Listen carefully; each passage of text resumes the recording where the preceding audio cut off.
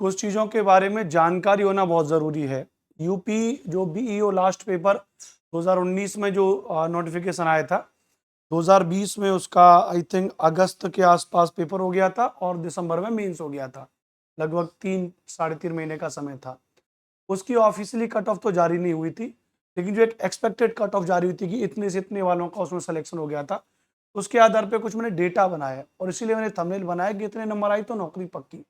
अब इस डेटा को बताने का मतलब ऐसा नहीं है कि मैं कोई आप पे ये जोर डाल रहा हूँ कि जी आप मेरा कोई पेड कोर्स ले लीजिए या कुछ लीजिए, नहीं। ये एक सामान्य जानकारी है जो एक अध्यापक होने के नाते मुझे आपको देनी चाहिए, कुछ अपने बेसिक अनुभव के आधार पर, कुछ गूगल के डेटा के आधार पर।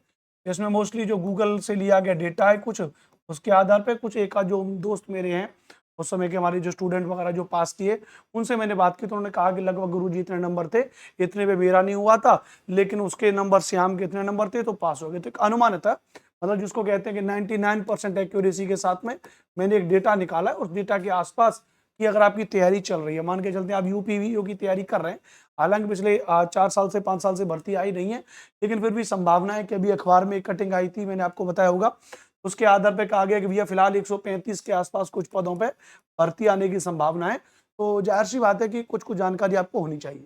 जैसे प्री पेपर में 120 क्वेश्चन आएंगे जो 300 नंबर का होगा। अगर वो 300 नंबर का होगा, अगर वो जो है ये ध्यान रखना 300 नंबर का होगा, तो जाहिर सी बात है उसमें से जो निकला है जनरल के लिए लगभग 183 से लेके 189, एक आध 2 नंबर ऊपर नीचे हो सकता है, 171 से लेके 177 तक ईडब्ल्यूएस। अब ओबीसी का डेटा 173 से 178 तक है, तो ये डेटा गूगल से मैंने लिया, तो ये थोड़ा सा लग रहा है कि ओबीसी का डेटा 173 कर दिया है, ईडब्ल्यूएस का डेटा 171 रहते, लेकिन ये लो से लेकर के अधिकतम के बीच की कंडीशन है, तो हमें इस पर थोड़ा सा समझना पड़ेगा। मतलब मैं तो हमेशा ये मान के चलता हूँ कि अगर आप तैयारी कर रहे हो तो मान के चलो आप 300 में से मान के चलो भाई 220 से लेकर के 240 के बीच की हमको तैयारी करनी है। उस लेवल की जबरदस्त प्रैक्टिस होनी चाहिए, उस लेवल की history, geography, polity, economy, current affairs, है ना, environment, technology, agriculture, basic maths, reasoning, उस लेवल की हमारी तैयारी होनी चाहिए, उस लेवल की हमारी प्रैक्टिस होनी चाहिए। आपको बीईओ की तैयारी करनी है तो जाहिर सी बात है Uttar Pradesh public service commission जो यूपी पीएससी जो है वो उसको कराता है, तो यूपी पीएससी के द्वारा जो पीसीएस के पेपर होते हैं वो आपने पढ़े होने चाहिए। पीसीएस में जो history, geography, polity, economy, geography, ये current affairs, art and culture, agriculture, environment, technology, ये सेम सिलेबस है बीईओ का। पीसीएस के अलावा जो आरओ और एआरओ के पेपर हैं वो आपको पढ़ लेने चाहिए। तो जब इन पेपरों को आप पढ़ ले तो एक किताब आती है, मैं किसी का प्रमोशन नहीं कर रहा हूँ, लेकिन एक घटना चक्र की किताबें आती हैं जिनमें पीसीएस, आरओ, एआरओ के सारे पेपर हो रखे होते हैं, तो सारे पेपर आपको सॉल्व मिल जाते हैं। तो लगता है उन किताबों को आपको पढ़ लेना चाहिए। 7-8 किताब आती है घटना चक्र की, अलग अलग सब्जेक्ट की, history, geography, polity, economy, current affairs, उस तरह की, तो आपको उनको पढ़ लेना चाहिए। जब पढ़ लोगे तो बढ़िया तैयारी करिए 200 प्लस नंबर की, तो फिर कट ऑफ में 1-2 नंबर की कोई मायने रखता नहीं है। लेकिन फिर भी आप मान के चलो कि अगर आप तैयारी कर भी रहे हो या सोच रहे हो, एससी कैटेगरी से तो लगभग 153 के लगभग 158 का डेटा है, ऊपर नीचे रहे, आप लोग अपना मन में इतना स्कोर मान के चला करिए, चाहे आप उम्र के किसी भी पड़ाव में सही। एसटी में 133, 133 से लेकर 138, महिला में 123 से 128 के बीच ध्यान रखना। तो प्री के बाद फिर जो मेंस हो रहा है, मेंस 400 नंबर का, आपको पता है मेंस में 400 नंबर में 200 नंबर का तो आपका सब्जेक्ट है, और 200 नंबर के बाद 100 नंबर की आपकी हिंदी है, और उसमें 100 नंबर का आपका निबंध है। इस तरीके से उसको बांट रखा है। मैंने एक वीडियो भी इसी चैनल पे बनाया हुआ है फुल डेटा के लिए, फुल नॉलेज के लिए, तो आप उसको देख लीजिएगा। जनरल में 208 से लेकर 239 के बीच की कहानी है। ईडब्ल्यूएस के लिए 198 से लेकर 208 के बीच की कहानी है।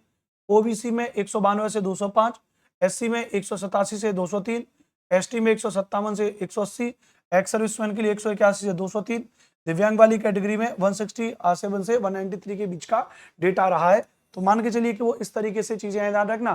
तो अब आपको तैयारी करनी है बढ़िया तरीके से, तो ये डेटा तो बिल्कुल ठीक है। आपको थोड़ी बहुत, जब आप प्री में, मेरी बात समझिएगा, मैं ऐसा नहीं कि कोई बात तुक्के से ही बता रहा हूँ, मैंने भी अपने समय में खूब यूपीएससी के पेपर दिए, यूपीपीसीएस के पेपर दिए, खूब लिखित का अभ्यास किया।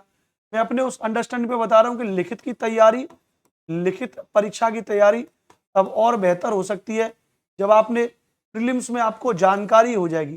प्रीलिम्स में एक तो जाता है फैक्ट को रटना, अगर आपने फैक्ट को रट लिया ज्यादा, बस भैया आपने रट लिया भैया कि पानीपत का प्रथम युद्ध 21 अप्रैल 1526 को हुआ, तो मामला गड़बड़ हो जाएगा। लेकिन अगर प्रीलिम्स की तैयारी जो है भैया फैक्ट के साथ साथ, क्योंकि बिना फैक्ट के तो प्रीलिम्स की परीक्षा पास ही नहीं हो सकती, हाँ तो फैक्ट पढ़ना पड़ेगा, लेकिन फिर भी फैक्ट के साथ साथ अगर आपने कॉन्सेप्ट को पढ़ें और थोड़ा सा जाएं एनसीईआरटी की तरफ, एनसीईआरटी की तरफ गो करके आप पढ़ें, तो आपको किसी चीज के बारे में जानकारी हो जाएगी। आप किसी चीज के बारे में 10 से 50 शब्द बोल सकते हो। रट्टू तोता से बोलोगे कि भैया पानीपत का प्रथम युद्ध कब हुआ, तो तुरंत बोलेगा 21 अप्रैल 1526। उससे पूछ लो कि पानीपत के प्रथम युद्ध के कारण क्या रहे और उसका भारत पे क्या प्रभाव पड़ा। यदि पानीपत का प्रथम युद्ध न होता तो भारत की स्थिति क्या होती। अब उससे एक सवाल पूछ लोगे, वो ऐसे करते रह जाएगा।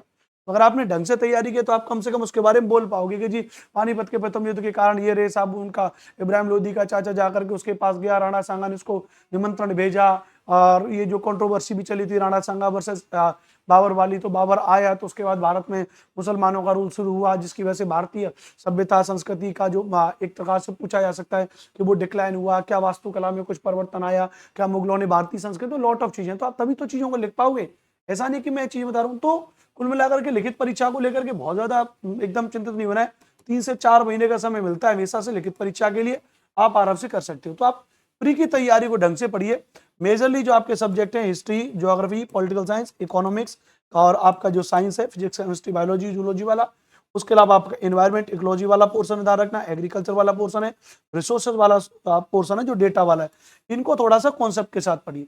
प्रयास करिए विशेष 4 subject history, geography, polity, economy, इन चारों की विशेष कर प्रयास करिए कि आप एनसीईआरटी को तो पढ़ें, कम से कम क्या पढ़ें, एनसीईआरटी को पढ़ें तो कम से कम बेहतर हो जाएगा। तो जो मैंने थंबनेल बनाया कि उतने नंबर आए तो आपकी नौकरी पक्की हो जाएगी, तो आप मान के चलिए इस डेटा के आसपास अगर आप प्री के पेपर भी लगा रहे हो, प्री की अगर आप कोई टेस्ट सीरीज भी लगा रहे हो, ध्यान रखना, तो आप उस लेवल पे अपनी तैयारी को कर सकते हैं।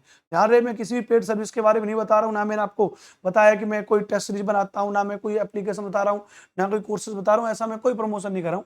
हालांकि मैं खुद भी एसएसटी का टीचर हूँ, मैं पढ़ाता हूँ इस चैनल पर, लेकिन फिलहाल मैं आपको इसलिए नहीं बता रहा हूँ क्योंकि इसकी भर्ती का कोई अता पता है नहीं है। अभी जस्ट मात्र एक न्यूज में कटिंग आ गई है तो उसकी बात हो रही है, अब पता नहीं है भर्ती कब आएगी। तो फिलहाल मुझे लगता है कि अगर आपके अंदर इच्छा जागृत हो रही है इसकी तैयारी को लेकर के, तो आप खुद से अपना सेल्फ स्टडीज पर जोर दीजिए, सेल्फ स्टडीज पे थोड़ा बहुत पढ़ लीजिए। मैंने आपको बताया घटना चक्र की किताबों को ले आइए, तो कम से कम आप प्रारंभिक परीक्षा की प्री की तैयारी को थोड़ा बहुत खुद से कर सकते हो।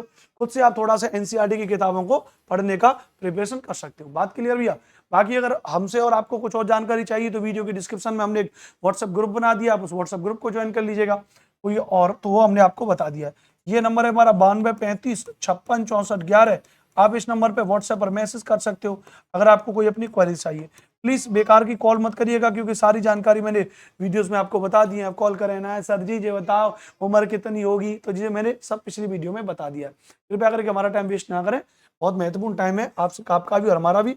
तो कॉल करके बेकार की चीजों में ना पूछे, कोई महत्वपूर्ण जानकारी है तो आप इस पर मैसेज कर सकते हो। मेरा नाम अनुपम भारद्वाज है, ये मेरा चैनल है क्लासडॉट टीचर के एग्जाम, जिस पर मैंने आपको ये वीडियो अपलोड किया है। आपको जानकारी अच्छी लगी होगी तो आप चैनल को सब्सक्राइब कर लीजिएगा और आगे के लिए हमारे साथ में जुड़े रहिएगा। जय हिंद, वंदे मातरम।